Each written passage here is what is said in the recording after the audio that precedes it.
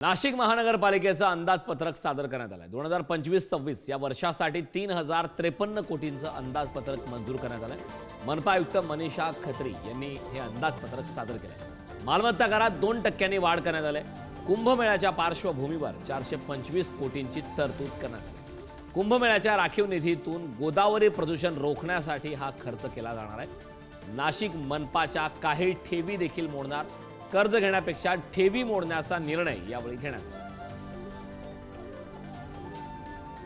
आला। आम्ही सांगितलं की 225 आणि 200 कोटीचे ऑलरेडी 425 कोटीची तरतूद करून ठेवली आहे आणि बाकी आपल्या अमृतमध्ये पण काही कामे मंजूर आहे। वेगळं सिंहस्थसाठी 101 कोटीची आम्ही म्हणजे करू शकतो तरतूद असं आहे। स्पिल पण आमचा आता आम्ही थोडा कमी केलेला आहे। मागच्या वर्षी 550 कोटी तर 400 पर्यंत 410 420 असा येतोय। तर बॉन्डची गरज पडणार नाही किंवा आम्हाला ह्याची गरज पडणार नाही, सध्या तर नाही आहे।